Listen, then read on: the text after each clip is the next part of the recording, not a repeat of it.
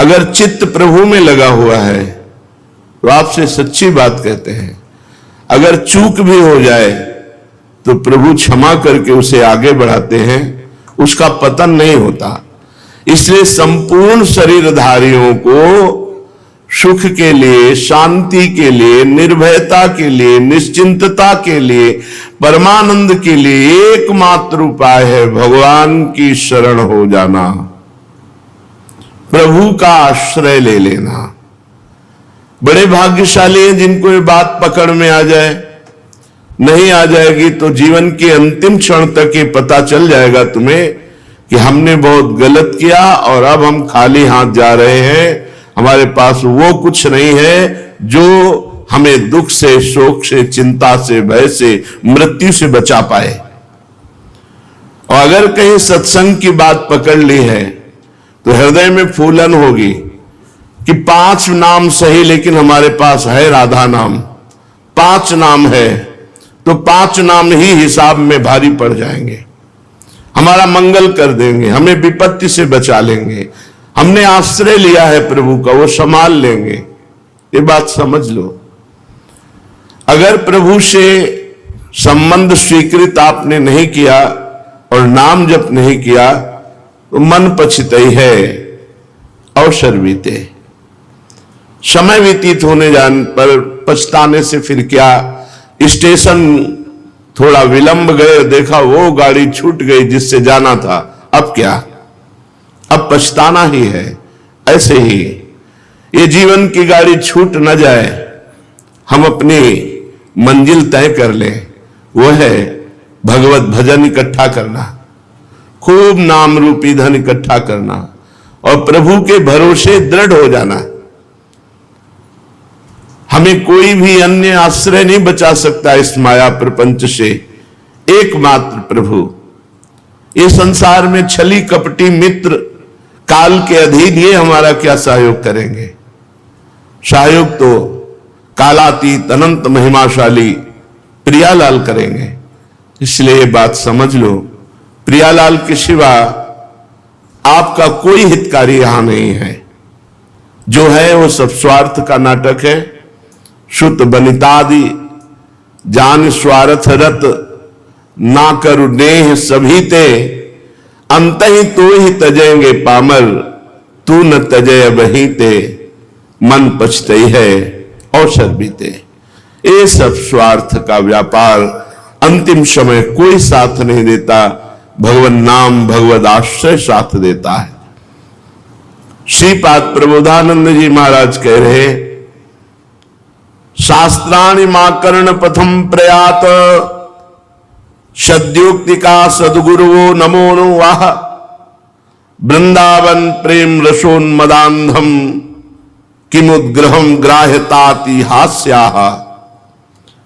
ऐ विद्वान जनों, विद्वत जनों, अब मुझे तुम्हारी बातों को कानों में प्रवेश भी नहीं करवाना है। चाहे जितनी सत्य युक्तियों के द्वारा आप हमें समझाने की चेष्टा करें, तुम्हारी बातें हम नहीं समझेंगे। और हे जगत गुरुजनों, जो हमारे विश्व के बड़े पूज्य जन महतजन हैं, नमो वह, नमस्कार करते हैं, लेकिन अब आपकी बात नहीं मानेंगे।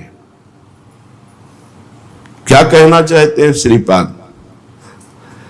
कह रहे हैं वृंदावन प्रेम रसोन्मदान्धम, मैं वृंदावन के प्रेम रस के मद में अंधा हूं। मुझे वृंदावन की बात सुनाओ, प्रिया प्रीतम की बात सुनाओ, प्रिया प्रीतम की दास्ता की बात सुनाओ तो सुनेंगे, अन्यथा आप समस्त शास्त्रों की विद्वता और सदयुक्तियां और कल्याण की बातें अब हमको नहीं सुनना, क्योंकि मैं वृंदावन के प्रेम में मदान्ध हूं। वृंदावन प्रेम रसोन्मदान्धम किमुद्ग्रह ग्राह्यताति हास्याः। हो सकता है कि आप लोग हमारा उपहास करें, लेकिन मुझे उपहास से कोई मतलब नहीं। मैंने वृंदावन की शरण ले ली, अब मुझे कोई परवाह नहीं। अस्तुबा मास्तुबा वस्तु यद वयम मृगयामहे, वृंदारण्य नस्तमेव स्वयंस्तम ब्रजद वपुः। बहुत जोर की निष्ठा।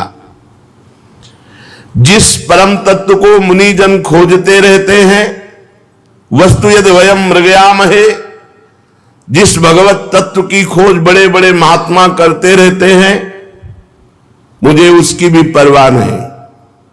वो तत्व ज्ञान मिले या ना मिले, तो आप पा क्या गए? हम श्रीधाम वृंदावन में अपने शरीर को रख रहे हैं, ब्रजद वपुः, और इसी में मिला देंगे। अर्थात वृंदारण्य नष्टमेव स्वयंस्तम ब्रजद वपुः, अपने जीवन को वृंदावन के हाथ में बेच दिया। मिला क्या? बोले वृंदावन प्रेम रसोन्मदांधम, वृंदावन के प्रेम रस के मद में मैं, अब और कुछ नहीं दिखाई देता, प्रेम ही प्रेम। मुझे तत्व ज्ञान नहीं चाहिए। बड़े बड़े ब्रह्म ऋषि जिनका अनुसंधान करते रहते हैं, वो साधन साध्य मुझे नहीं चाहिए। मुझे वृंदावन मिल गया और वृंदावन को अपना जीवन दे दिया, अर्थात अखंडवास। अब मुझे कोई चिंता नहीं। परम विमुक्ति साक्षात। क्यों चिंता नहीं? क्योंकि यहां साक्षात मुक्ति घूम रही है वर्ण करने के लिए। जिसका शरीर छूटा, मोक्ष कहते मुझे स्वीकार कर लो, पर प्रियाजू के धाम में शरीर छूटने वाले मोक्ष स्वीकार नहीं करते, वो प्रियालाल का प्रेम स्वीकार करते हैं। इसलिए वो बेचारी खड़ी रहती है, मुक्ति को कोई पूछता नहीं। घर घर भटकत मुक्ति बावरी, कमलहि को बतरावे, जो पे वृंदावन रस भावे। यदि वृंदावन रूपी रस हृदय में स्फुरित हो गया तो मोक्ष को भी स्वीकार नहीं कर। विभेमि कैवल्यता, मोक्ष तो भयभीत है, करने वाला है प्रेमी जनों को। नहीं, प्रियालाल से छुटा करके और वो उसी में लीन कर दे, ऐसा नहीं। हम तो प्रियालाल की सेवा सुख में निमग्न रहने वाले हैं। इसलिए विभेमि कैवल्यता, परम विमुक्ति साक्षात। जिनको लगता है कि हम साधन के द्वारा मोक्ष नहीं प्राप्त कर सकते, तो वृंदावन वास करो। मोक्ष चाहोगे तो परम विमुक्ति, परम मोक्ष प्रदान कर देगा वृंदावन। लेकिन यहां के प्रेमी जन इसका कोई आदर नहीं करते। भूरि रस सर्वस्वमेव वा साक्षात, यहां बहुत प्रचुर रस है, बड़ा रस है। शिव प्रिया प्रीतम। अभी दिमाग अपहरण नहीं हुआ आपका, इसलिए इस बात को नहीं समझ पाओगे। जब तुम्हारी बुद्धि का अपहरण हो जाएगा तब समझ में आएगा कि ये देश है कैसा। प्रतिपल नवीन आनंद, उठते बैठते चलते फिरते प्रतिपल नवीन आनंद। जब अंतःकरण का अपहरण हो जाता है, भगवदाकार, या गुण साधन ते नहीं होई, तुम्हारी कृपा पाओ कोई कोई। तो अपने कोई कोई में ही सब लोग हैं। पूरे विश्व में कितने जीव हैं, उन जीवों में कितने पशु पक्षी हैं, कितने वृक्ष हैं, कितने अन्य योनियां हैं, उनमें कितने मनुष्य, मनुष्यों में कितने भगवत भाव वाले, उन भगवत भाव वालों में कितने ऐसे जो धामवासी हैं, उन धामवासियों में कितने ऐसे जो प्रिया प्रीतम के अनुरागी हैं। सब थोड़ी अनुरागी हैं। श्रीपाद कह रहे हैं भूरि रस सर्वस्वमेव वा साक्षात। प्रचुर रस, सबसे बड़ा रस यहां साक्षात विराजमान है। प्रिया प्रीतम, प्रेम रस, प्रेम के खिलौना दो, खेलत है प्रेम खेल। मूर्तिमान प्रेम स्वरूप प्रिया प्रीतम यहां विराजमान है। यहां मुक्ति की कौन चाह करे। साक्षात विश्व भाग्य जियाद, विश्व में सबसे बड़ा भाग्यशाली वही जिसने वृंदावन को अपना मान लिया। मेरो वृंदावन, प्राण वृंदावन, सर्वस्व वृंदावन, जीवन वृंदावन। वह दुर्भाग्य उदय हो रहा है, वृंदावन ब्रज क्षेत्र की लताओं का हनन हो रहा है। कल एक आए थे ब्रजवासी जनों, बड़े दुखी थे। उन्होंने कहा कितने सैकड़ों वृक्ष काट दिए गए रात की रात में। जेसीबी लगाए, उखाड़ के फेंक दिए ऊपर से काट करके। आजकल तो सब बिजली की मशीनें हैं, सरल से काटा और काट काट करके लद लद करके बाहर चले। ये वृक्ष 50-50, 100-100 वर्ष में तैयार होते हैं। ये वृंदावन धाम है। वैसे हमें तो लगता है कहीं के वृक्ष नहीं काटने चाहिए, पर धाम के ब्रज 84 कोष के वृक्ष ये सब महात्मा है। घोर अपराध हम नहीं कह रहे, हमारी वाणी जी कह रहे, हरिराम व्यास जी कह रहे हैं, वृंदावन की लता की एक शाखा काटने पर करोड़ों ब्रह्म हत्या का पाप लगता है, करोड़ों गौ हत्या का पाप लगता है। बड़े बड़े वृक्ष, इतने बड़ा पीपल का वृक्ष, बरगद का वृक्ष, नीम का वृक्ष सब उखाड़। जो परिक्रमा लगाने पर सुख मिलता था, लौट जाओ तो थकान मिट जाए, आज ऐसे कंकड़ है कि परिक्रमा लगाना चाहे ना तो पैर चलनी हो जाए, दंडवती लगाना चाहे तो साधक लगाए तो गांठों के सब खाले हट गई, हाथ के सब घायल हो गए। यहाँ की रज का महत्व, रोड का महत्व नहीं, कौन सुने। आधुनिकता बढ़ती चली जा रही है। धाम का जो अस्तित्व है वो तो है ही है, मिटा थोड़ी सकते हो। ये तो चिदानंद है, ढक सकते हो, ढक सकते हो, और ढक रहा है। आधुनिकता बढ़ रही है, भागवतिकता के भाव जहां हमारे प्रकट होते हैं वो सब लुप्त और गुप्त होते चले जा रहे हैं। बहुत दुख है इस बात का। जो वृंदावन की लताएं कटती ना तो हृदय व्यथित होता है, बस तड़प सकते हैं, कुछ कह सकते नहीं। कहीं भी लता हो, दर्शन मात्र से भगवत भजन की वृद्धि करने वाली, गले लगा लो तो समझते हो पूरे तीर्थ स्नान कर लो, ऐसे पवित्र नहीं होगे जैसे वृंदावन की लता को गले लगाने। तमाल, कदम एक ऐसे पावन वृक्ष हैं। अरे यहाँ का नीम बंबूल भी परम पवित्र करोड़ कल्प तरुओं को हे करने वाला है। वृंदावन की लता समकोटि कल्प तरुणाई। ये आधुनिकता से बचावें भगवान धामों को, ये ब्रजभूमि को बचावें। जो आधुनिकता है ये भजनहीन करने वाली है। जो हमारी पूर्व की लता, रजरानी, ये सब भजन बढ़ाने वाली है। एक लता को रोज ऐसे देख देख कर नेत्रों से पोषित करके उसकी सेवा, तब जाके 25 वर्ष में वो अपना रूप धारण करती है। और 100-100, 50-50 वर्ष की लताएं ऐसे काट के निर्दयी लोगों ने फेंक दिया, और पैसे के लोभ से, बस पैसा चाहिए। हाँ, 50 लाख रुपया तुम कमा सकते हो, लेकिन ऐसी परिस्थिति इनके अपराध से आएगी कि सब बिटिया मेट हो जाओगे। वृंदावन की ब्रज की लताओं को मत छेड़ो। वृंदावन के पशु पक्षी, लता, रजरानी, यही हमारी सिद्धि है, और इसी का ढकना, इसी का नाश करना शुरू हो चुका है।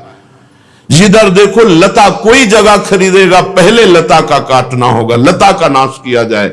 प्रिया प्रीतम के इस धाम की महिमा लताओं से है। लता भवन सुख शीतल छहा, श्री हरिवंश रहत नित जहां, तहां न वैभवान। जहां देखो, जहां ऐसे पवित्र पवित्र जगहों की लताएं रात रात में काट कर बाहर कर, ये सब आंखों से देखा। ये वृंदावन धाम है। कैसे कैसे पीड़ा। आज तो 500 वर्ष पहले हरिराम व्यास जी लिख गए, कैसे छाती की पीड़ा बताऊं। मथुरा खोद रहा है, वृंदावन कट रहा है। हरिराम व्यास जी पद में लिख गए, मथुरा खोद रहा है और वृंदावन कट रहा है। ये भगवत धामों की किसी तरह रक्षा होनी चाहिए, रजरानी की रक्षा होनी चाहिए, यहाँ की लताओं की रक्षा होनी चाहिए। ये खगमृग पशु पंछियों का देश। बहुत विचित्रता आती चली जा रही, बहुत विचित्रता। भजन के लिए जो चाहिए वो सब धीरे धीरे ढकता चला जा रहा है। और जहां कहीं लताएं हैं भी तो ये दुश्मन लोग लताओं को नहीं रहने दे रहे। ये दुश्मन है वृंदावन धाम के, ब्रज धाम के दुश्मन हैं ये लोग जो लताएं कटाते हैं। ऐसे सुंदर बिल्व वृक्ष, ऐसे सुंदर तमाल, ऐसे तो पता लगाओ कि भाई, तो पता चला कि यहां ये भवन बनेगा, यहां ये भवन बने। भवन तो बना सकते हो, लता लगाकर उसको पालन पोषण करने के लिए जो मेहनत चाहिए। 50 वर्ष में एक लता ऐसी तैयार होती है जिसके नीचे 10-20 लोग बैठ जाए, और जहां 100 लोग बैठकर कीर्तन कर सकते हैं, ऐसी लताओं को काट काट करके सब फेंक दिए गए। बड़ा दुख होता है। और ये यही नहीं, पूरे ब्रजमंडल में और पूरे विश्व में जहां देखो वहां वृक्षों का हनन। और वृक्ष जीवन है। प्रकृति से हमारा पोषण होता है, प्रकृति को शुद्ध रखना और प्रकृति को अनुकूल बनाना ये वृक्षों का है। फिर यहां तो भजन के अनुकूल लता ही है। बैठ रहो कुंजन के कोने, श्याम राधिका गाऊं, किशोरी तेरे चरणन की रज पाऊं। बड़ा विचित्र, बड़ा दुखद हृदय हो जाता है जब ये पता चला कि सैकड़ों वृक्ष रात के ये छठी करामाल काट के फेंक दिए गए, ले जाए गए। जिधर बहुत विशाल वृक्ष का नीम का पेड़ होगा, अगर हम 2 लोग ऐसे करें तो उसकी जड़ रात रात में ढा के काट, एक वट वृक्ष 9 किशोर वट वृक्ष काट के फेंक, ये पीपल का वृक्ष काट के फेंक दे। अरे पीपल भगवान वासुदेव का स्वरूप, वो भी वृंदावन धाम में, वृंदावन धाम। कैसे इनके कुल परंपरा की रक्षा होगी, कैसे इनके परिवार सुखी होंगे जो लताओं का हनन करते हैं वृंदावन की, और बड़ी चतुराई से। तो काल भी बड़ा चतुर है, कोई नहीं कहता काल ने मार दिया, ऐसे फंद रचेगा कि तुम नष्ट हो जाओगे। जय का विदना दारुण दुख दीन, वही कह मत पहले हरिलीन। बुद्धि भ्रष्ट होती पहले नष्ट होने के लिए। रुपया थोड़ी सच्चिदानंद सुख देगा, रुपया थोड़ी महान महिमाशाली मृत्यु और काल से बचा सकता है। इसलिए वृंदावन की लताओं का, यहाँ के पशु पक्षियों का, यहाँ की रजरानी का, यहाँ के महात्माओं, ये महात्माओं का देश है। ये ब्रज 84 कोष कोई साधन भूमि या भोग भूमि नहीं है, ये तप भूमि नहीं है, ये प्रेम भूमि है। यहां प्रेम में बावरे सर्वस्व छोड़े हुए राधा कृष्ण के प्रेम में मतवाले जनों का ये स्थान है।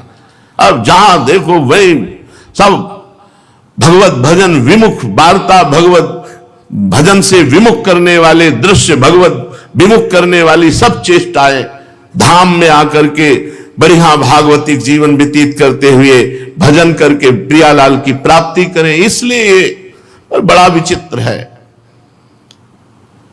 यहां साक्षात प्रिया प्रीतम खेल रहे हैं, साक्षात प्रिया प्रीतम। और जिसकी देखो जहां जहां लताएं बची थी वहां वहां बुद्धि ऐसी भ्रष्ट होती जा रही। ये वृंदावन धाम है, कृपा हो जाए तो बात समझ में आ जाए। कुछ साधना न करो, पड़े रहो, अपराध न करो तो प्रिया प्रीतम मिल जाएंगे। परम विमुक्ति साक्षात भूरि रस सर्वस्व में वो वा साक्षात। यहां परम मोक्ष, परम मुक्ति वर्ण करती है जो यहां आश्रय लेता है, वास करता है। अब लताओं को काटोगे, साधु महात्माओं की निंदा करोगे, द्रोह करोगे, ब्रजवासियों को पीड़ा पहुंचाओगे, उनको गालियां दोगे, अपमान करोगे, कहां से भगवत प्राप्ति होगी। पूज्य चंद्रशेखर बाबा जी महाराज कहते थे, ब्रजरज ब्रजलता ब्रजवासी पर श्रद्धा ना रहे तो हम कहते हैं रेगिस्तान में रहोगे तो भगवत प्राप्ति हो जाएगी, वृंदावन में नहीं।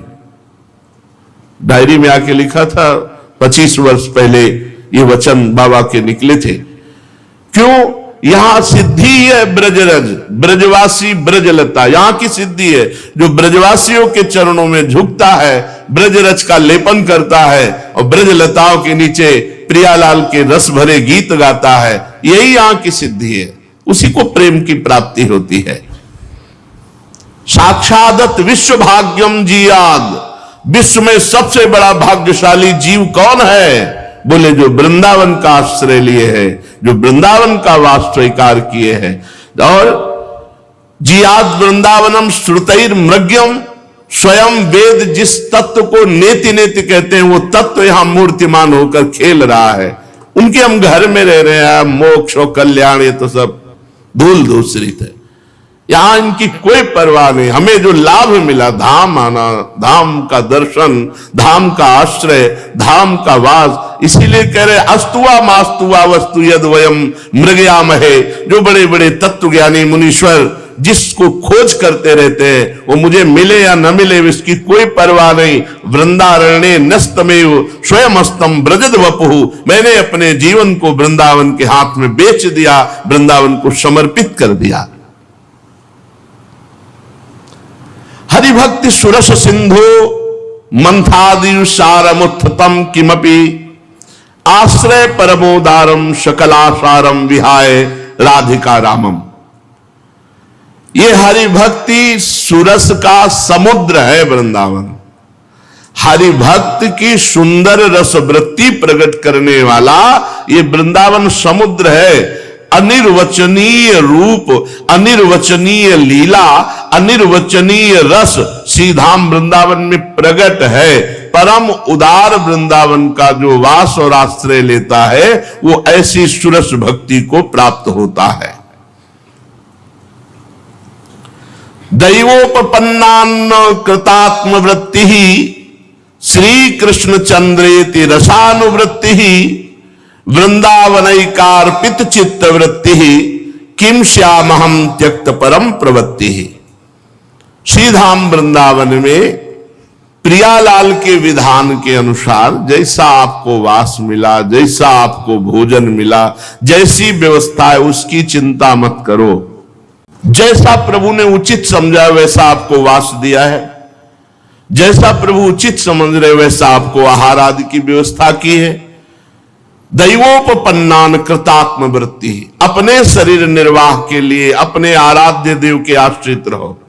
जैसे प्रभु वास दिए, जैसे रख रहे हम राजी हैं उसी में। जोई जोई प्यारो करे सोई मोहि भावे।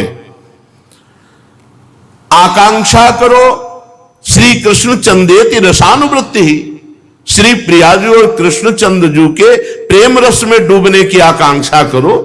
ये आकांक्षा खान पान विश्राम अपनी शरीर व्यवस्था की चिंता मत करो। वो तो दैवोपपन्नान कृतात्म वृत्ति है। जो शरीर निर्वाह की वृत्ति है वो तो इष्टदेव के द्वारा पूरी होगी। आप आकांक्षा करो श्री प्रिया और श्री लालजू के प्रेम रस में आविष्ट होने की। वृंदावनैकार्पित चित्त वृत्ति किम श्यामहम त्यक्त परम प्रवृत्ति। मैं समस्त प्रवृत्तियों का त्याग करके, समस्त व्यवहार का त्याग करके एकमात्र वृंदावन वास करता हूं और जैसी व्यवस्था हमारे लाडली लाल की है उसमें मैं राजी हूं। आकांक्षा करता हूं तो केवल प्रियालाल के प्रेम में आविष्ट होने की। हमारी कामना हो तो केवल श्यामा श्याम के प्रेम में डूबने की। और हमारी शरीर वृत्ति, इसका वास करना, इसका भोजन, इसका वस्त्र, इसकी औषधि, यह इष्ट देव के ऊपर है। वो योगक्षेमम वहाम्यहम, वो स्वयं वहन करते। तुम इसकी चिंता ना करो, तुम तो प्रियालाल के प्रेम में डूबने की चिंता करो। चलते हैं श्रीमद् भागवत महापुराण। प्रसंग चल रहा है, देवराज इंद्र ने अपने गुरुदेव भगवान बृहस्पति जी का अपमान कर दिया। सभा में अप्सराओं का नृत्य हो रहा है, गंधर्वगण गान कर रहे हैं, बड़े बड़े ऋषि मुनि स्तुति कर रहे हैं, समस्त देवता लोकपाल सब बैठे हुए हैं। देवराज इंद्र की सभा लगी। गुरु बृहस्पति देव जी पधारे। गुरुदेव के आने पर समस्त लोकपाल सहित देवता खड़े हो गए, पर देवराज इंद्र इंद्राणी के साथ वैसे ही बैठे रहे। ना कोई हाथ जोड़ना, ना कोई नमस्कार मुद्रा, बस घमंड ये हो जाता है। अगर भगवत विमुख वृत्ति हो जाए तो घमंड बहुत जल्दी चढ़ जाता है, और घमंड हो जाए तो बड़ा से बड़ा अपराध हो जाता है।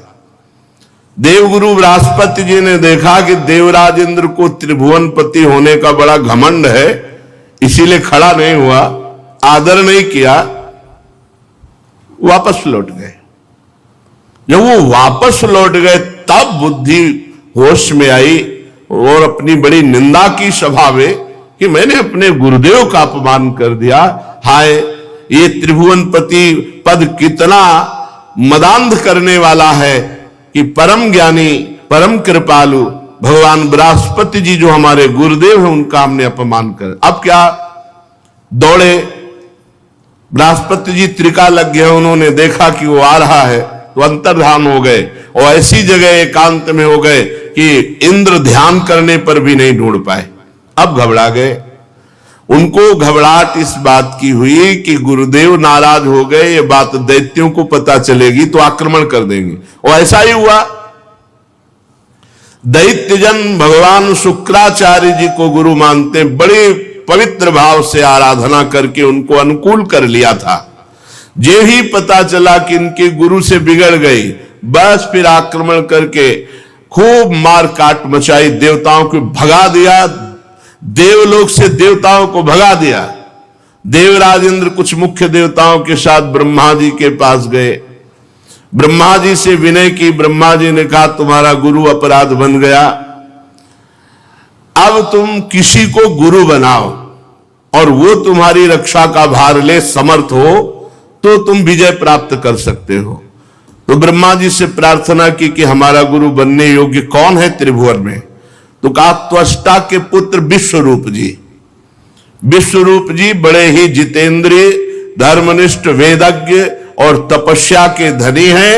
वो यदि आपके गुरु बनने का पद स्वीकार कर ले तो वो विजय दिला सकते हैं। पर उनमें एक बात है कि उनकी माता दैत्य वंश की है, तो ये भांजे हुए दैत्यों के, तो ये तुम्हारे गुरु तो बनेंगे पर इनका प्रेम दैत्यों के प्रति है, अगर उसको क्षमा कर सको तो ये तुम्हें विजय दिला देंगे।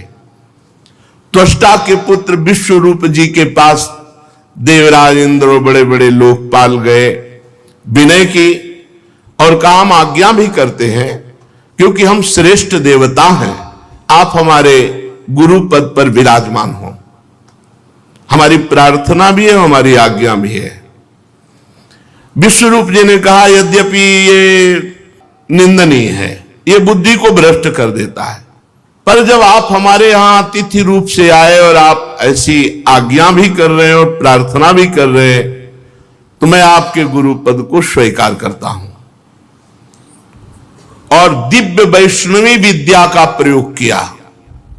समस्त देवताओं के जो अंग भंग हो गए थे सब पुष्ट हो गए,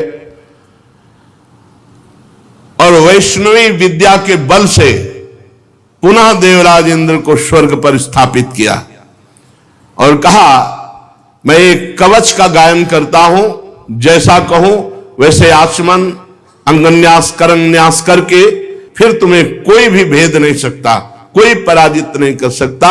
और उस कवच का नाम नारायण कवच है। त्रिलोकी का राज्य जब देवराज इंद्र को प्राप्त हुआ तो विश्वरूप जी ने कहा शांत होकर एक सात देवता लोग कवच सुनो, उसे कोई भी कभी भी परास्त नहीं कर सकता। उसका नाम है नारायण कवच। चाहे जितना आक्रमणकारी कोई शत्रु हो, भूत हो, प्रेत हो, कुछ भी, मारण, मोहन, वशीकरण, उच्चाटन के ऊपर कोई प्रभाव नहीं पड़ सकता। श्री सुखदेव जी कहते हैं परीक्षित, देवराज इंद्र और समस्त देवताओं को नारायण कवच का उपदेश विश्वरूप जी ने किया। देवराज इंद्र किसी को कभी भी कहीं कोई भय का अवसर हो तो उसके कभी कोई भी आक्रमण, किसी भी तरह की हानि नहीं कर सकते। मंत्र का आक्रमण, अस्त्र का आक्रमण, कोई भी। स्नान करके पवित्र होकर, पवित्र वस्त्र धारण करके, आचमन करके, हाथ में कुछ की पवित्री धारण करके उत्तर मुंह की ओर, उत्तर की तरफ मुंह करके बैठ जाए, और जब तक पूरा कवच का पाठ ना हो जाए तब तक बीच में टोके नहीं, बोले नहीं, कोई अन्य बात ना बोले, वही कवच का पाठ करे। समग्र ईश्वर धर्म यश लक्ष्मी ज्ञान वैराग्य परिपूर्ण भगवान नारायण, भगवान श्री हरि। बड़ी महिमा है इस नारायण कवच की। ध्यान करे, भगवान श्री हरि गरुड़ जी की पीठ पर अपने चरण कमल रखे हुए हैं। अनिमादि आठों सिद्धियां हाथ जोड़े भगवान के सामने खड़ी हैं। 8 हाथों में शंख, चक्र, ढाल, तलवार, गदा, बाण, धनुष, पाश धारण की हुई है। ओमकार स्वरूप प्रभु ऐसे सामने ध्यान करके फिर शुरू करे। ओम हरिर्विदध्यान मम सर्व रक्षाम नस्तांगि पदमा पतगेंद्र पृष्ठे दरारि चरमा सिगदेशु चापो पाषाण दधानोष्ट गुणोष्ट बाहु। सब ओर से मेरी भगवान नारायण रक्षा करें। मत्स्य मूर्ति भगवान जल के भीतर जल जंतुओं से और वरुण के पास से मेरी रक्षा करें। माया से ब्रह्मचारी रूप धारण करने वाले वामन भगवान और स्थल पर विश्वरूप त्रिविक्रम भगवान आकाश में मेरी रक्षा करें।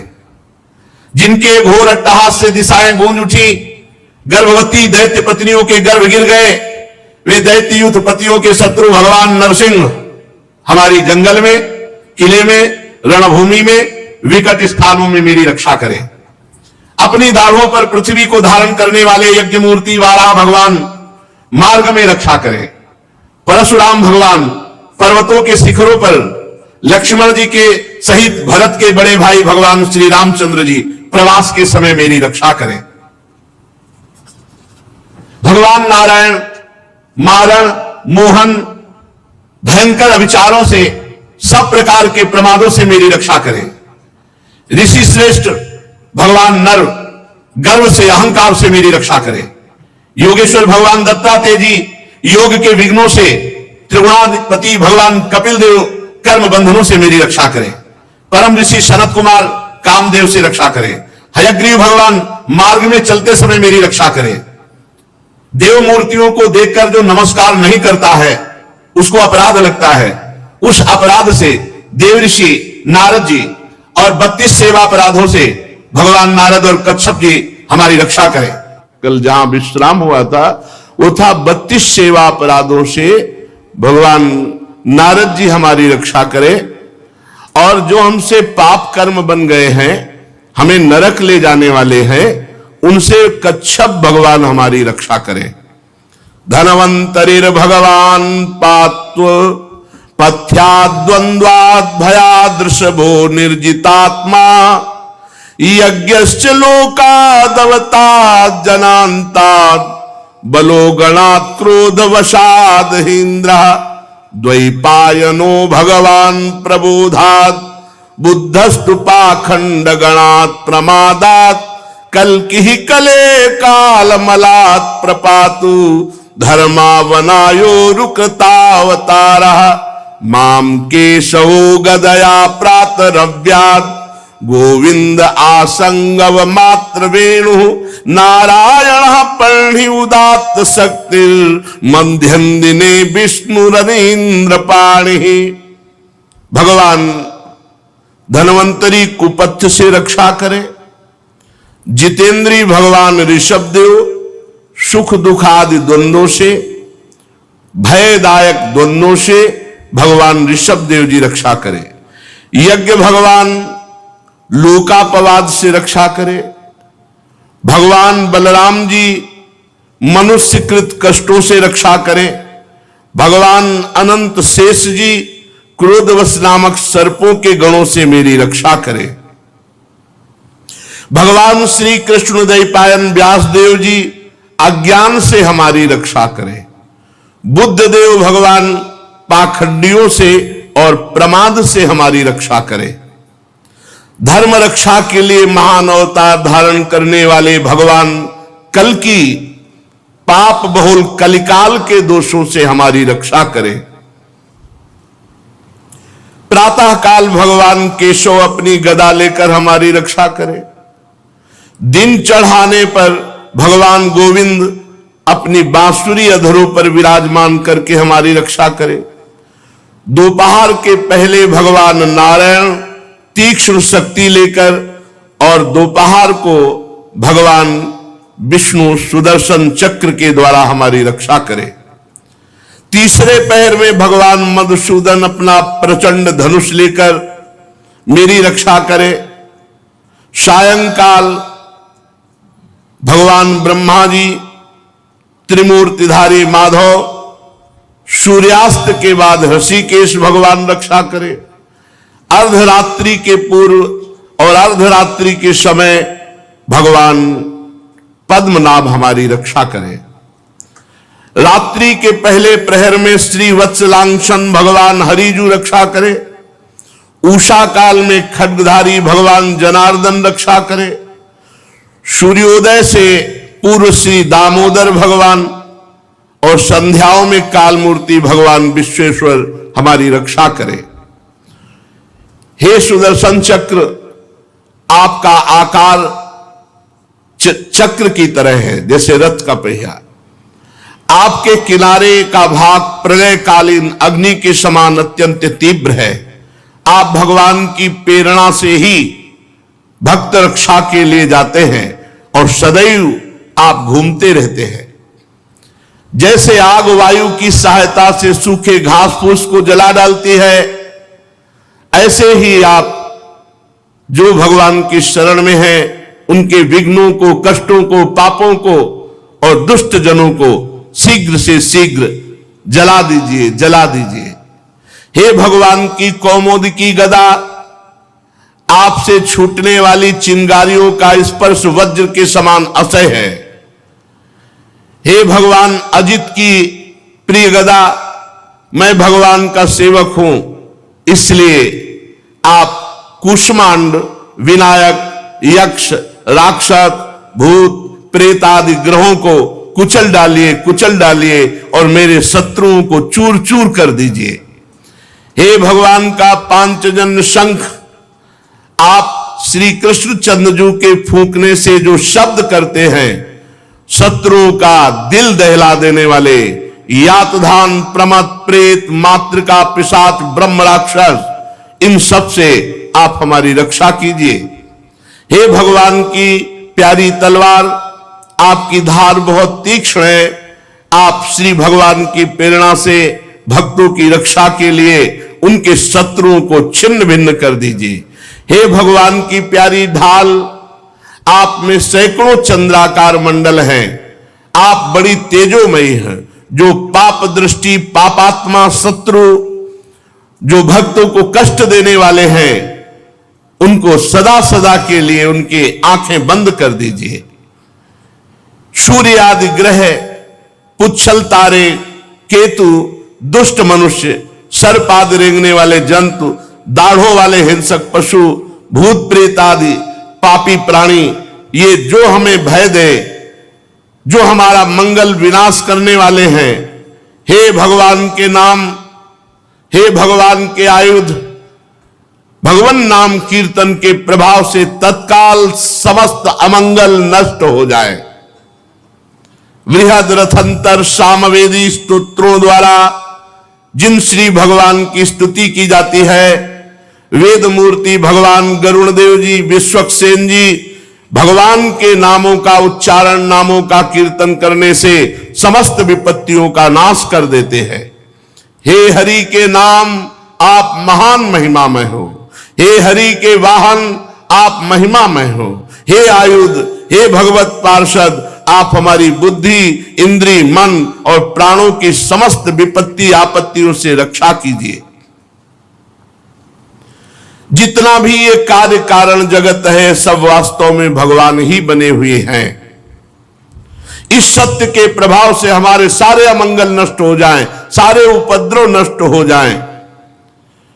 जो लोग ब्रह्म और आत्मा की एकता का अनुभव कर चुके हैं, उनकी दृष्टि में भगवान का स्वरूप समस्त विकल्पों और भयों से, भेदों से रहित है।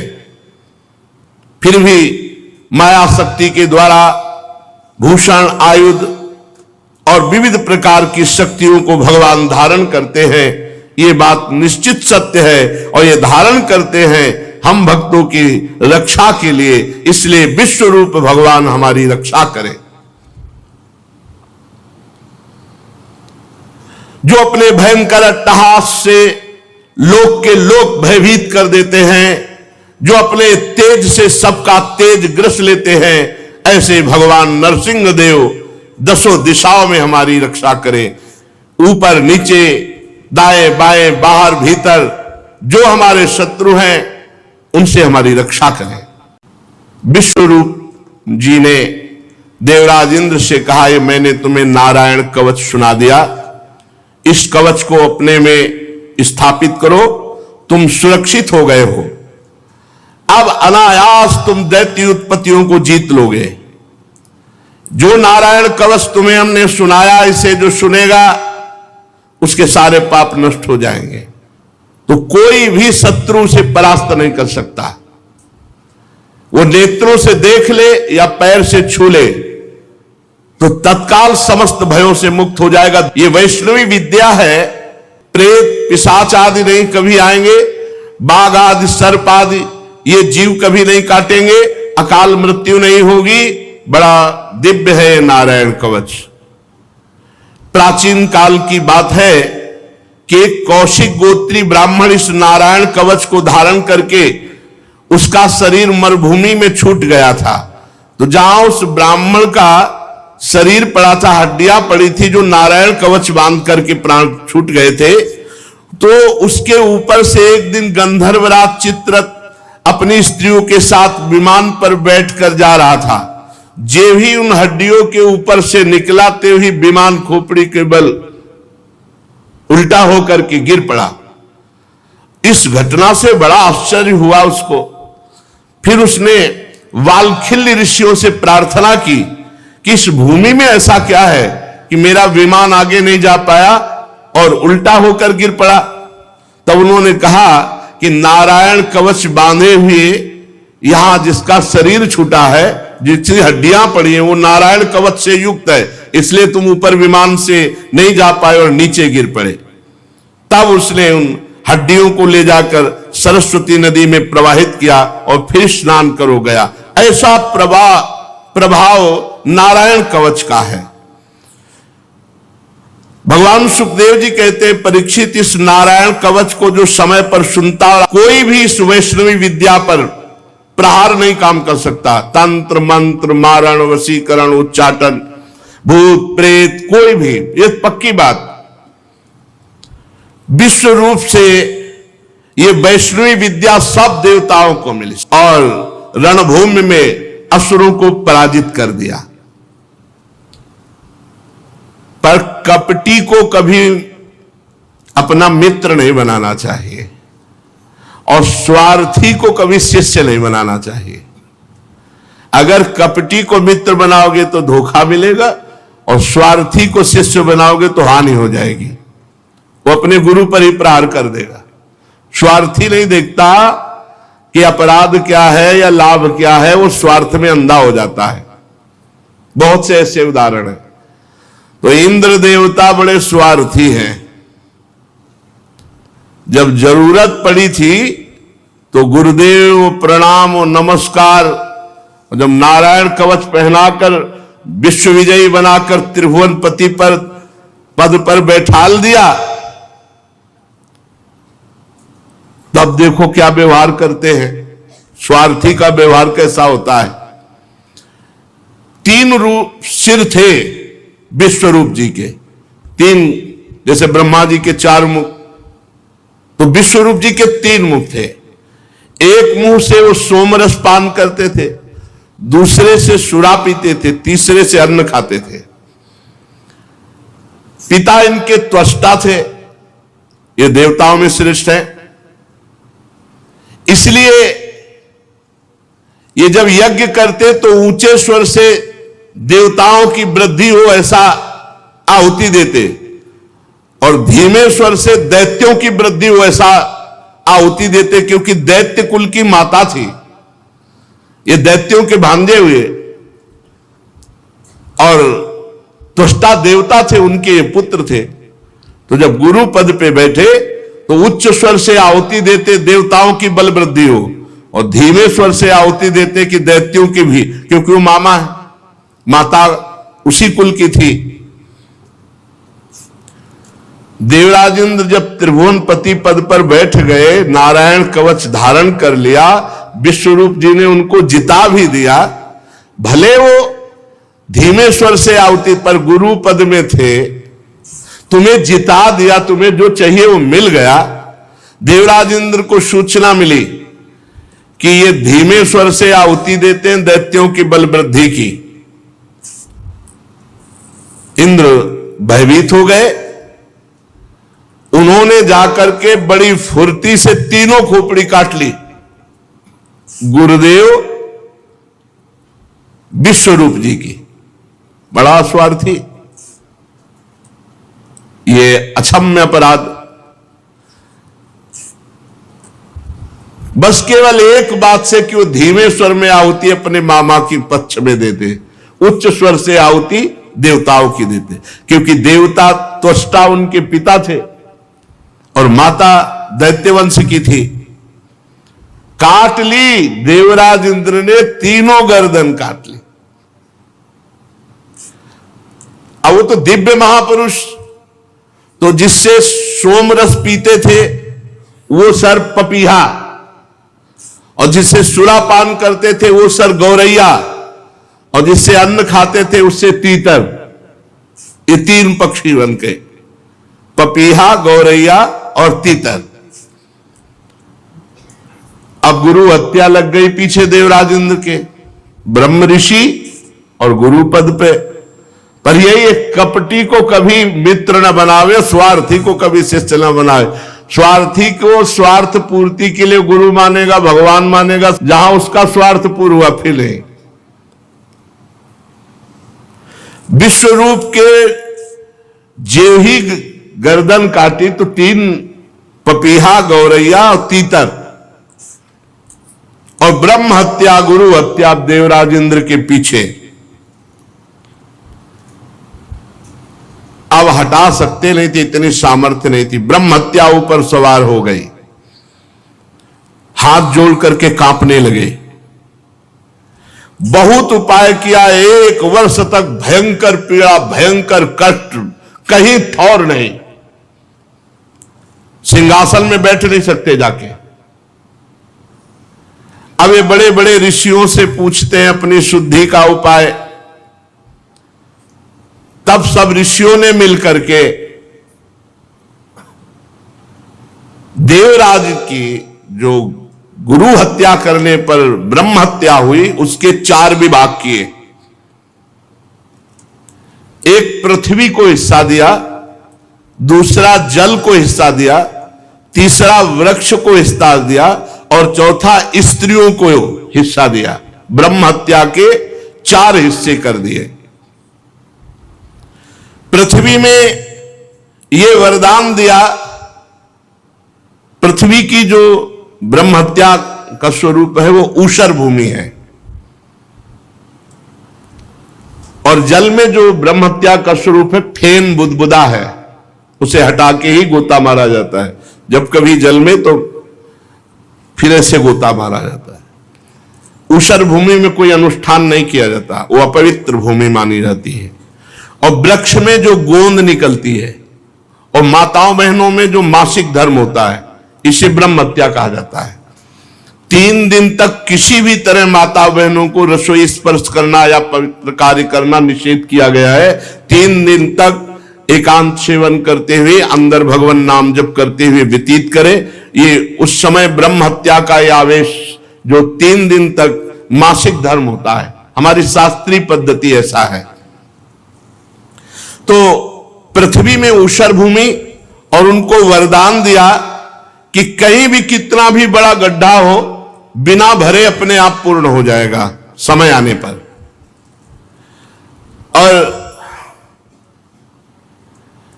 चतुर्थांश पृथ्वी को ब्रह्म हत्या का स्वीकार करना। वही ब्रह्म हत्या पृथ्वी में कहीं कहीं ऊषर के भूमि के रूप में दिखाई देती है। दूसरा ब्रह्म हत्या का जो भाग मिला वृक्षों को, ये गोंद ब्रह्म हत्या का स्वरूप है। इसे कोई भी शास्त्रीय पद्धति जानने वाला नहीं खाता।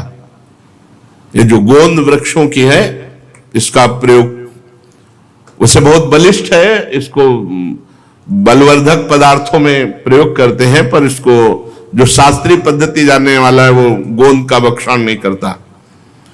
उनको वर्ण मिला कि कोई भी हिस्सा कट जाने पर फिर तुम पुनः जम जाओगे, और गोंद के रूप में ब्रह्म हत्या दिखाई पड़ती है। स्त्रियों में मासिक धर्म के रूप में ब्रह्म हत्या का जो महीने में रज के रूप में दिखाई पड़ती है, उस समय किसी का स्पर्श करना, रसोई आदि का स्पर्श करना, भगवत विग्रहों की सेवा कर, यह सब निषेध किया गया है।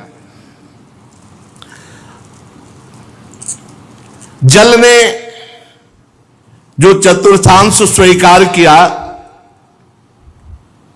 वो फेन बुदबुदा काई, और उनको वर मिला कि कितना भी खर्चा किया जाए तुम घटोगे नहीं, बढ़ते ही जाओगे, तुम्हारी बढ़ती। इस तरह जो ब्रह्म हत्या थी वो 4 भागों में ऋषियों ने मिलकर के विभाजित किया। पृथ्वी, जल, वृक्ष और स्त्रियां। ऊषर भूमि, फेन बुदबुदा काई, गोंद और मासिक धर्म। अब विश्वरूप की मृत्यु के बाद उनके पिता त्वष्टा बहुत दुखी हुए कि बड़े छलिया देवता है, जरूरत पड़ी तो आए, गुरु के पद में वर्ण किया, और जब काम हो गया तो गर्दन उड़ा दी। बहुत विचित्र है। तो उन्होंने एक यज्ञानुष्ठान किया कि हम अपने पुत्र का बदला लेंगे।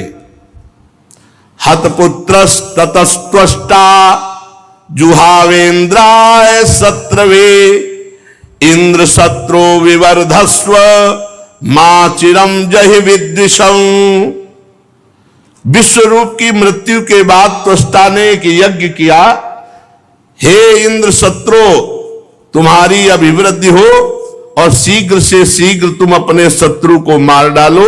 इस मंत्र से इंद्र का शत्रु उत्पन्न करने के लिए यज्ञ किया। यज्ञ समाप्त होने पर अन्वार पचन नामक अग्नि दक्षिणाग्नि से जो ही यज्ञ पूर्ण हुई तो एक बड़ा भयावना दैत्य प्रकट हुआ। ऐसा विकराल आकाश तक बड़ा हुआ मानो साक्षात काल ही हो। अब ये लोकों का मानो प्रलय कर देगा। ऐसा त्वष्टा के पुत्र विष्णुरूप जी की जब देवताओं ने, देवराज इंद्र ने वध कर दिया तो त्वष्टा को बड़ी नाराजगी हुई। उन्होंने यज्ञ किया और ऐसा भयानक दैत्य प्रकट किया। परीक्षित पहाड़ के समान काला बड़ा डील डोल और संध्याकालीन बादलों के समान कांति, सिर के बाल दाढ़ी मूछ तपे हुए तांबे के समान लाल रंग के, नेत्र ऐसे लगते जैसे दोपहर के प्रचंड दो सूर्य, चमकता हुआ 3 नोकों वाला त्रिशूल, और जे ही पग बढ़ाया तो पृथ्वी डगमगाने लगी जैसे नौका पे कोई बलवान गजराज चढ़ रहा हो। त्रिशूल को अंतरिक्ष पर उठाकर जम्हाई ली तो मुंह ऐसा खुला मानो भारी कोई कंदरा हो। ऐसा लग रहा था आकाश को पी जाएगा, जीभ से नक्षत्रों को चाट जाएगा, विशाल विकराल दाढ़ों वाले मुंह से तीनों लोकों को निगल जाएगा। अब तो बड़े बड़े देवता थर्राकर भागने लगे त्वष्टा की यज्ञ से प्रकट हुए इस विशाल दैत्य को देखकर। परीक्षित, ये त्वष्टा के तमोगुणी पुत्र ने सारे लोकों को भयभीत कर दिया। इसी से अत्यंत क्रूर दर्शन में थे तो नाम पड़ा वृत्तासुर। वृत्तासुर, संपूर्ण लोग भयभीत। ये कोई और नहीं है, ये महाभागवत है, चित्रकेतु जी, जो शंकरषण भगवान की कृपा से इनको एक विमान मिला था। ये विमान पर बैठ करके भगवान शंकर के समीप विमान पर चढ़े। अब उस समय वो तो देवाधिदेव महादेव महायोगिंद्रो मुनिंद्रो के गुरु, तो भगवती अंबा वामांग में विराजमान थी, त्रिपुर सुंदरी और सनकादि बड़े बड़े ब्रह्म ऋषियों को उपदेश कर रहे थे। तो ये गए सभा में, आप अपनी पत्नी को वामांग में विराजमान की हो। भगवान शिव तो कुछ बोले रहे। माता जी ने कहा दुष्ट, जगत गुरु को समझाने आया है तो इनकी महिमा को समझता है। हम दो हैं, तेरी दृष्टि द्वैत से युक्त, हम दो थोड़ी, हम तो शिव ही हैं। शिव शिवा केवल कहने को है, तू क्या इनको जगत गुरु को उपदेश कर रहा है? असुर बुद्धि, जा दैत्य भाव को प्राप्त हो। वही वृत्तासुर के रूप में ये भगवान संकर्षण के महान भक्त श्री हरि के बड़े बड़े देवता थर्रा उठे। अब देवराज इंद्र ने देवताओं से कहा आक्रमण करो, पहले ही मार दो नहीं तो मार देगा, यज्ञ से प्रकट हुआ है। सब देवता अपने दिव्य अस्त्र शस्त्र लेकर के, परंतु वृत्तासुर जैसे कोई दांत खोदने की सीख ना हो, ऐसे सब दिव्यास्त्रों को पकड़ पकड़ के इसे दांत से काट काट के फेंक दिए। जितने उनके अस्त्र शास्त्र सब ऐसे चबा चबा के थूक दिए जैसे कोई पान चबा के। बड़े बड़े दिव्यास्त्रों को ऐसे। देवताओं के आश्चर्य की सीमा न रही, भागे देवराज इंद्र से कहा कुछ चलाए। जितने दिव्यास्त्र हैं सब ऐसे चबा रहा लौंग इलायची की तरह। अब सब उदास हो गए। और भागे सब स्वर्ग छोड़ के, पहुंचे वैकुंठनाथ भगवान नारायण को स्तवन किया। अब एक ही उपाय है, स्तवन किया, हे प्रभु हे करुणा सागर, वायु आकाश अग्नि जल पृथ्वी ये 5 भूत आप ही प्रकट किए हो। प्रभु आप ही काल रूप हो, सब आपसे ही भयभीत रहते हैं। भगवान हम भयभीत हैं, वृत्तासुर से रक्षा करो हमारी।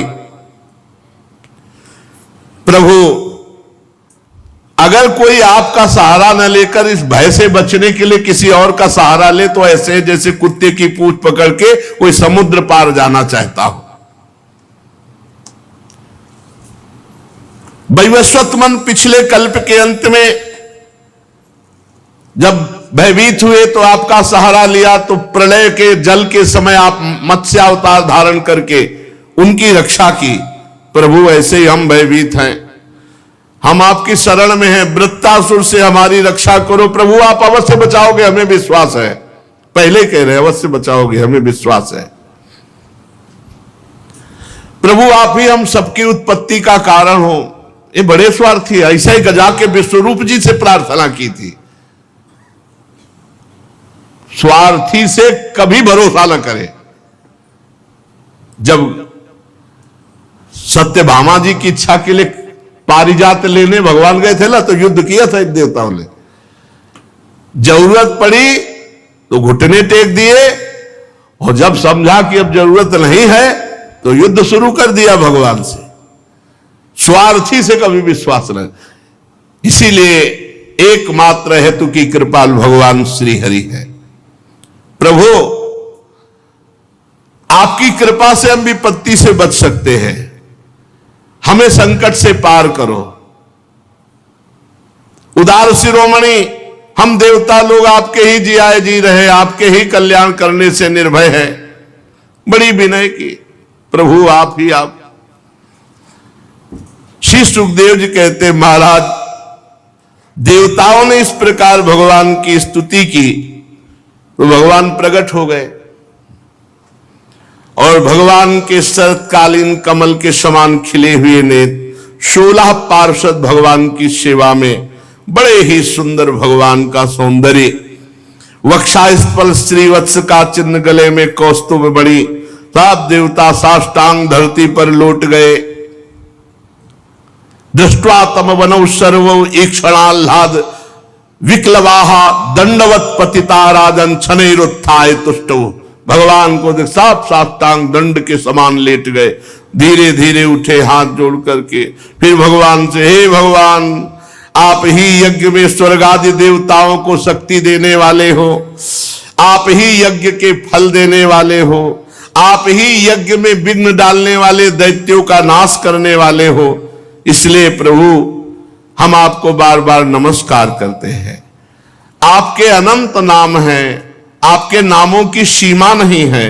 प्रभु सतोगुण रजोगुण तमोगुण, इन तीनों गुणों के अनुसार उत्तम मध्यम निकृष्ट गतियां वो सब आप देते हो, आप ही गतियां देने वाले हो। प्रभु इस कार्य कारण जगत रूप के स्वामी आप ही हो। हे भगवान आपकी अगणित महिमा है, आपकी लीला का रहस्य जानना बड़ा कठिन है। हे भगवान हम ठीक ठीक सृष्टि के कार्य को समझ नहीं पाते, कब क्या कैसा, और ये सब आप करने वाले हो। प्रभु आप अंतर्यामी हो, आप अंतरात्मा हो। नाथ श्रुतियां आपका केवल नेति नेति कह के वर्णन करती है। हे मधुसूदन आपकी महिमा रस का अनंत समुद्र है। उन्हें नन्हे से सीकर एक बार थोड़ा सा कोई आनंद चख ले तो परमानंद में डूब जाता है। प्रभु जो थोड़ा सा नाम का स्वाद चख ले, थोड़ा सा आपकी महिमा प्रेम रस की चख ले, तो उसको लोक परलोक के सारे विषय विष के समान लगने लगते हैं। वो सब भुला देता है और आपके प्रेम में उन्मत्त हो जाता है। जानते हैं देवता ये बात, लेकिन वो प्रेम में मगन नहीं हो सकते, इतना विषय विलासिता है। हे मधुसूदन आपके प्यारे भक्तजन आपके चरण कमलों की सेवा में मगन रहते हैं, और जो आपकी चरण सेवा में मगन रहते हैं, जन्म मृत्यु रूप संसार चक्र कभी उनको छू नहीं सकता। कल्याण का कल्याण हो गया। तो आपकी महिमा त्रिलोकी में कोई गा सके ऐसा। आप हमारे पिता हैं, पितामह हैं, सब कुछ है, आप हमारी रक्षा कीजिए। हे प्रभु, इस वृत्तासुर से हमारी आप रक्षा कीजिए। आप अचिंतेश्वर संपन्न जगत के परम गुरु हैं, सर्वशक्तिमान श्री कृष्ण। हम नहीं जानते कि कितना बल है वृत्तासुर का, पर इतना जानते हैं कि वो स्वर्ग को निगल सकता है।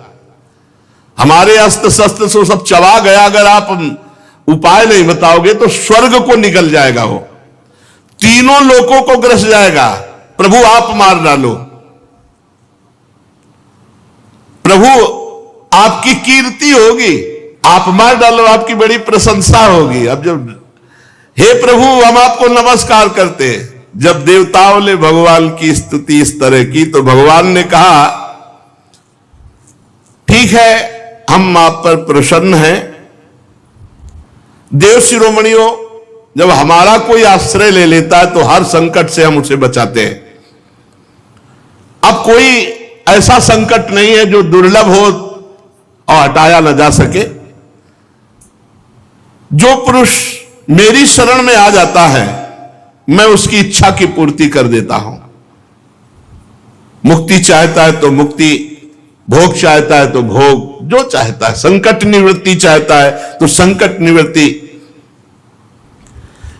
पर जो मेरी आराधना करते हैं, वो जब मेरे से विषय मांगते हैं, ध्यान से सुन लेना, जो मेरी आराधना करते हैं, मेरे भक्त हैं, और जब वो मेरे से विषय मांगते हैं, तो जैसे रोगी से कोई कुपथ्य मांगे तो नहीं देता, ऐसे मैं उसे नहीं देता।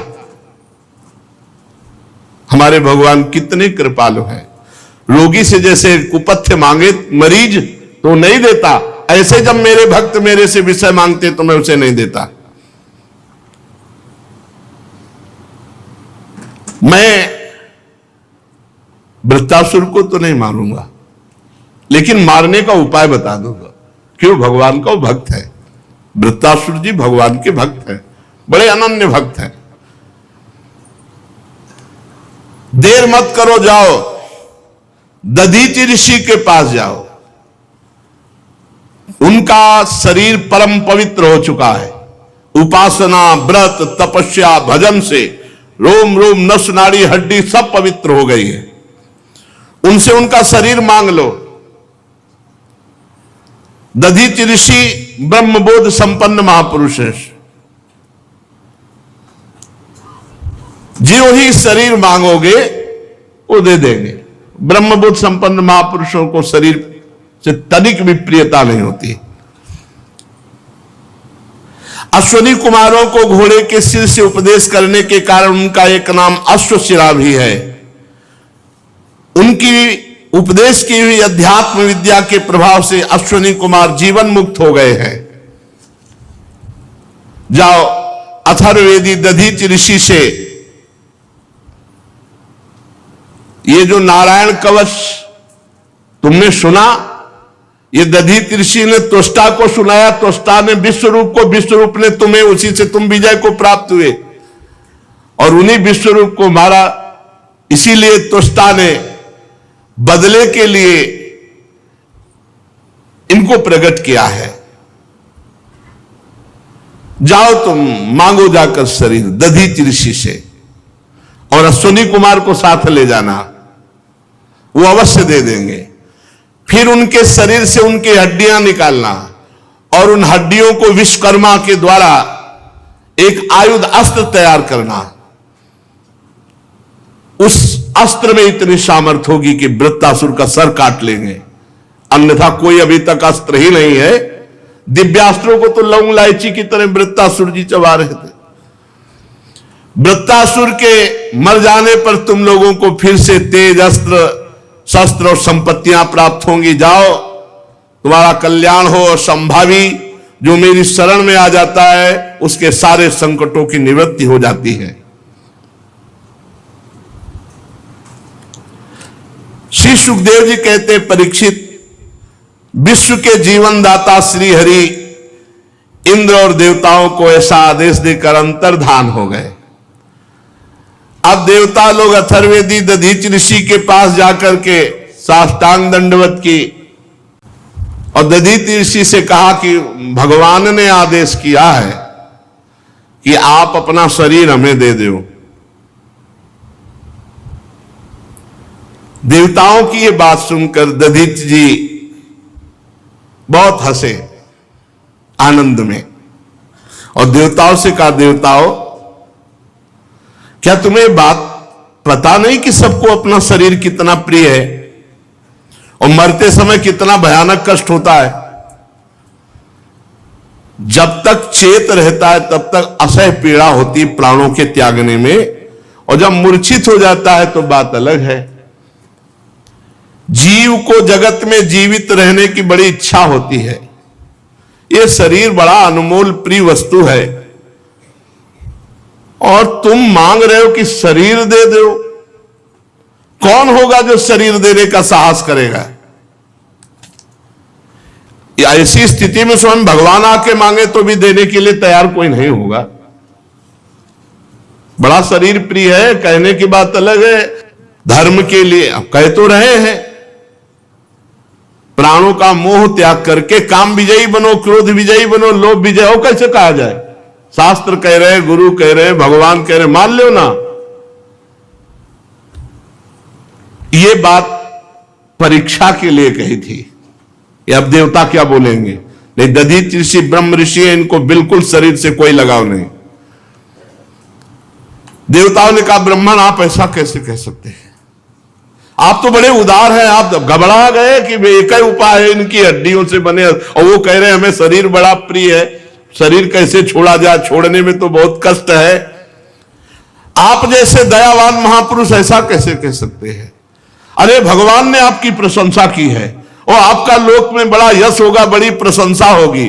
और देखो जो बड़े महापुरुष होते हैं वो दूसरों के हित के लिए सब कुछ न्यौछावर कर देते। बड़े बड़े बुद्धिमान देवता है अपना काम बनाने में। भगवान इसमें संदेह नहीं कि हम लोग स्वार्थी हैं, कह रहे हैं, ये तो पक्की बात कह रहे हैं। भगवान इसमें संदेह ननु स्वार्थ परो लोको न वेद पर संकटम यदि वेदन याचेत नेतिना यदीश्वरा। भगवान यद्यपि हम लोग स्वार्थी हैं, आपका शरीर मांगने आए, पर आप विचार करो, अगर हमारे ऊपर संकट न आया होता तो हम आपका शरीर न मांगते। अब प्रभु हमारी जितनी समझ है, हम बार बार आपसे घबरा रहे हैं कि ना न कह दे। प्रभु हमारी समझ नहीं काम कर रही। देने वाले को कितना विपत्ति और कष्ट सहना पड़ता है हमारी समझ में। हमें तो बस एक ही दिखाई दे रहा, आप हां बोलो हम आपकी हड्डी निकालें और अस्त्र बनावें। पर प्रभु मांगने वाले की भी विपत्ति पर ध्यान देना चाहिए। आप हमारी विपत्ति समझकर हमारी याचना पूर्ण कीजिए। दधीच ऋषि ने कहा, हम तो ये विनोद में केवल बात कर रहे थे, तुम लोगों के मुंह से सुनना चाहते थे कि तुम स्वार्थी हो, सुनना चाहते थे, इसीलिए हमने ये विनोद में बात कही। लो, जिस शरीर को सबसे प्रिय समझा जाता मैं अभी छोड़ देता हूं। ये महापुरुषों का देव शिरोमणियों, इस शरीर से दूसरों के लिए जो काम आ जाए शरीर, वही सबसे बड़ी बात होती है। नहीं तो क्या पेड़ पौधे और शरीर में क्या फर्क, अगर ये शरीर दूसरों के काम में ना आए। जिंदगी का परम रहस्य है ये कि जन्म से लेकर मरण तक कोई एक ऐसा तो कार्य कर लो जो दूसरे की रक्षा की हो, दूसरे के काम में आया हो। बड़े बड़े महात्माओं ने इससे बड़ा कोई धर्म नहीं बताया। परहित सरिस धर्म नहीं भाई। मनुष्य शरीर का सबसे बड़ा धर्म है किसी दुखी के दुख को दूर कर दो, किसी असहाय की सहायता कर दो, किसी बूढ़े के 2-4 साल कपड़े धो दो, उसका मल धो दो, उसकी सेवा कर दो। यही मनुष्य का शरीर का जो लाभ है। अब ये नौजवान आजकल के अपने बूढ़े माता पिता को जो अवसर मिला है परम धर्म का, उनकी सेवा न करके उनके डांट लगाते हैं, पीटते हैं, अवहेलना करते हैं, सब नरक गामी होते हैं। क्या कहा दधीचि जी ने? मनुष्य का शरीर धारण करने वाले का परम धर्म है कि जीवन में परोपकार बन जाए, परहित बन जाए दूसरे का। एक बार महाराज जी ने कहा कि अगर किसी की शौच धोने को मिल जाए, सेवा करने को मिल जाए, लंगोटी धोने को मिल जाए, कफ आदि फेंकने को मिल जाए, तो यह अहंकार नष्ट हो जाए। उनका खोजो, कभी सेवा मिल सकती है। गुरु प्रसाद से श्रीधर बाबा की सेवा मिली। अच्छी कहते हैं, जो दूसरों की सेवा से हृदय का अहम गलित होता है वो किसी और उपाय से नहीं होता। सेवा मिल जाए बस। कोई कराह रहा है, उसके बढ़िया सब कपड़े, अपवित्र कपड़ों को धो करके सुखाकर उनको पहनाना, उनको भोजन पवाना, भगवान की तरह उसकी एक किसी शरीर की सेवा मिल जाए 2-4 साल, पूरे जिंदगी के मल का सफाया हो जाएगा। बहुत बड़ा कार्य है पर सेवा करना। जगत का ये शरीर, ये धन, ये जन, ये बल, ये वैभव, ये सब क्षण भंगुर है। यदि ये किसी के काम में आ गया, यही सार्थक है, किसी के काम आ जाए। कितने दुख की बात है, मरण धर्मा शरीर से दूसरों का उपकार न करके दूसरों का शोषण करते हुए जो मरते हैं। बड़ी हानि कर ली, बड़ी हानि कर ली। दधीचि ऋषि ने समस्त देवताओं के सामने आंख मूंदी और ओम प्रणव का उच्चारण किया और शरीर छोड़ दिया। यह है समर्थ महापुरुषों की महिमा। परब्रह्म परमात्म तत्व में स्थूल शरीर को छोड़ करके विलीन हो गए। वो इंद्रिय विजेता थे, प्राण विजेता, मन विजेता, बुद्धि विजेता, तत्वमयी दृष्टि। और उनको पता भी नहीं चला कि हमारा शरीर कब छूट गया। ऐसे स्वरूप में स्थित महापुरुष लिखा है। जब वो शरीर छोड़ रहे थे तो उनको पता भी नहीं चल रहा था। जैसे केचुल छोड़ने में सांप को कोई कष्ट नहीं होता, अपने पुराने कपड़े छोड़ने में कोई कष्ट नहीं होता, ऐसी स्थिति। यथाक्षा सुमनो बुद्धिस तत्वदृक् ध्वस्त बंधन आस्थिता परमम योगम न देहम बुबुधे गतम। कब छूट गया शरीर पता ही नहीं चला, ऐसी ब्रह्म स्थिति। अब तो विश्वकर्मा के द्वारा महर्षि दधीचि की हड्डियों से अस्त्र बनाया गया, जिसका नाम हुआ वज्र। वज्र। अब दधीचि ऋषि की अस्थियों से बना हुआ वज्र हाथ में लेकर समुद्र मंथन से निकले हुए ऐरावत हाथी पर विराजमान हुए। ऐरावत हाथी समुद्र मंथन से निकला। सब देवता लोग, सेना उनके साथ, त्रिलोकी को हर्षित करते हुए वृत्तासुर वध के लिए धावा बोल दिया देवराज इंद्र ने। ठीक वैसे ही जैसे भगवान रुद्र क्रोधित होकर स्वयं काल पर आक्रमण कर रहे हो। सेनापतियों के मन में बड़ा उत्साह था कि भगवान ने कहा है इस अस्त्र से वो मारा ही जाएगा। नर्मदा के तट पर दैत्यों ने आवाहन किया, ललकारा। देवता वहां, देवराज इंद्र हाथ में वज्र लिए, रुद्र, वसु, आदित्य दोनों अश्विनी कुमार, पितृगण, अग्नि, मरुदगण, ऋभुगण, साध्यगण, विश्व देवता, ये सब। और वृत्तासुर आगे अकेले पूरी पृथ्वी को डगमगाता हुआ और पीछे दैत्य सेनापति उसकी नमुची, संबर, अनर्वा, द्विमूर्धा, ऋषभ, अंबर, हयग्रीव, शंकुशिरा, विप्रचित्ती, अयोमुख, पुलोमा, बृहस्परमा, प्रहेती, हेती, उत्कल, सुमाली, माली, हजारों दैत्य पीछे। और दैत्य तो वैसे ही घमंडी स्वभाव के होते हैं, सिंहनाद कर रहे थे और देव सेना पर प्रहार करने लगे। गदा, परिग, बाण, प्रास, मुदगर, तोमल, शूल, फरसा, तलवार, तोप, भुषुंडी, इन सब से देवताओं को ढक दिया। कोई भी देवता ऐसे नहीं दिखाई दे रहा था जैसे बादल से सूर्य भगवान ढक जाए। परीक्षित, लेकिन ऐसा प्रभाव वज्र का, एक वज्र के प्रहार से हर अस्त्र के हजारों टुकड़े हो गए, क्योंकि ब्रह्म ऋषि दधीच की हड्डियों से बना हुआ, हजार हजार टुकड़े एक एक अस्त्र के कर दिए। इतना दिव्यास्त्र वज्र। और प्रभाव यह कि दिव्यास्त्र वज्र के प्रभाव से किसी के पास कोई अस्त्र नहीं रह गया। दैत्यों के पास अस्त्र ही नहीं रह गए, सब नष्ट हो गए, अंतर्ध्यान हो गए। इतना दिव्य प्रभाव वज्र का, क्योंकि महान तपस्वी भजनानंदी भगवत प्राप्त महात्मा दधीच की हड्डियों का अस्त्र। तब वो देवसेना पर पर्वत उखाड़ उखाड़ के बरसाने लगे, बड़े बड़े पर्वत। तो जैसे अस्त्रों को काट दिया था वज्र ने, ऐसे पर्वतों को धूल बना के उड़ा दिया वज्र ने। जब वृत्तासुर ने देखा कि हमारे अनुयायी तो हर तरह से हार रहे हैं, तो एक भी देवता सकुशल ना बचे, इसलिए दुर्मद महाबली पृथ्वी को डगमगाता हुआ आगे बढ़ा। जैसे भगवत विमुख पुरुष का भगवत भक्त के ऊपर किया हुआ मारण मोहन वशीकरण उच्चाटन सब व्यर्थ हो जाता है, ऐसे ही दैत्यों का घमंड तो नष्ट हो गया वज्र के प्रभाव से। और वृत्तासुर को ही अकेले छोड़ के सब भाग पड़े दैत्य, कोई टिका नहीं, सबके अस्त्र गायब हो गए, नष्ट हो गए। वृत्तासुर धीरे धीरे महान मद से युक्त आगे बढ़ा।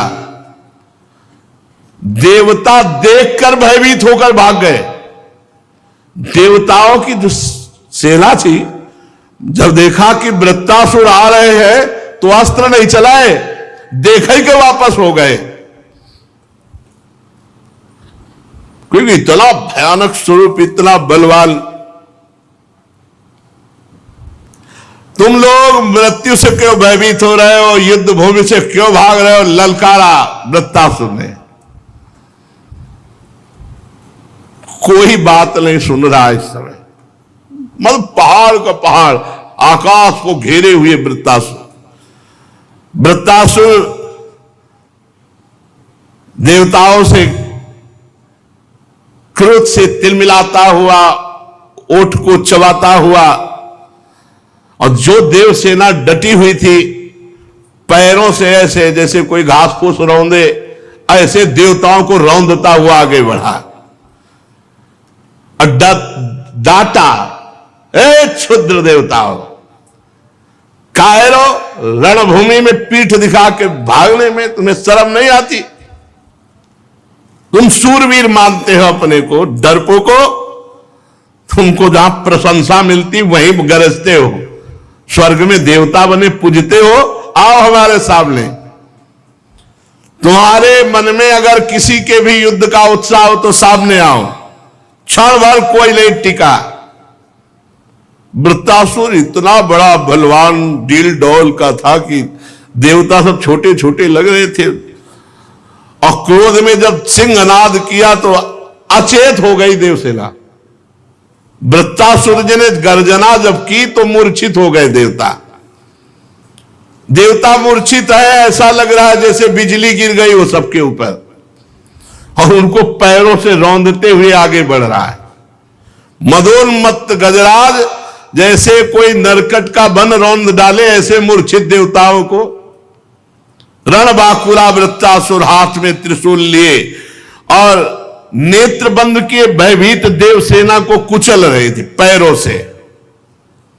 वज्रपाणी देवराज इंद्र ये करतूत सह न सके, और उन्होंने एक भयंकर गदा चलाई वृत्तासुर पे। वृत्तासुर ने देखा देवराज इंद्र ने गदा चलाई है, तो बाएं हाथ से ऐसे पकड़ लिया, उसे मीस के फेंक दिया। और जब उसको मीस के फेंका तो देवराज इंद्र के वाहन ऐरावत के माथे पे लगी, तो घुटने टेक दिए ऐरावत ने। इंद्र ने प्रशंसा की, वाह वीर वाह, ऐरावत को कोई घुटने टिका सके, ऐसा वीर नहीं। खून उगलता हुआ देवराज इंद्र का ऐरावत हाथी घुटने के बल हो गया। होश आया तो 28 हाथ पीछे गिरा जाके, चक्कर ऐसा 28 हाथ पीछे। देवराज इंद्र ने अपने ऐरावत पर दाहिने हाथ का अमृतसावी हाथ है, जो ऐसे ही किया तो पूर्ण स्वस्थ। युद्ध धर्म के मर्मज्ञ वृत्तासुर ने कोई प्रहार नहीं किया, शांत। अमृतसावी हाथ से जब ऐरावत की व्यथा मिट गई, फिर स्वस्थ हुआ, रणभूमि में आ गया। वृत्तासुर ने देखा अपने गुरु विश्वरूप का वध करने वाला ये देवराज इंद्र है, और दधीच की हड्डियों से बना हुआ वज्र लेकर हमारे सामने आ गया है। तब कहा, ए क्रूर पाप कर्मा, वैसे तू लड़ने लायक भी नहीं है, क्योंकि तू ऐसा अपराध करता है। पर मेरा आज बड़ा सौभाग्य का दिन है। पहला सौभाग्य कि विश्वरूप जैसे ब्रह्म ऋषि गुरु के हत्यारे को आज मैं मारूंगा। दूसरा सौभाग्य मैं तुम्हारे हाथ में देख रहा हूं, अगर नहीं मार पाया तो तू मुझे मारेगा, क्योंकि ये दधीच ऋषि ब्रह्म ऋषि की हड्डियों से बना हुआ वज्र है, ये निष्फल नहीं जाएगा। मेरा तो सौभाग्य ही है। अगर तुझे मार पाया तो मैं भाई के ऋण से उऋण हो जाऊंगा, क्योंकि त्वष्टा के वो पुत्र थे, त्वष्टा जी ने इनको भी प्रकट किया था। और अगर तेरे द्वारा मारा गया तो अहोभाग्य, क्योंकि ब्रह्म ऋषि की हड्डियों के द्वारा बने हुए इस वज्र से मैं मारा जाऊंगा।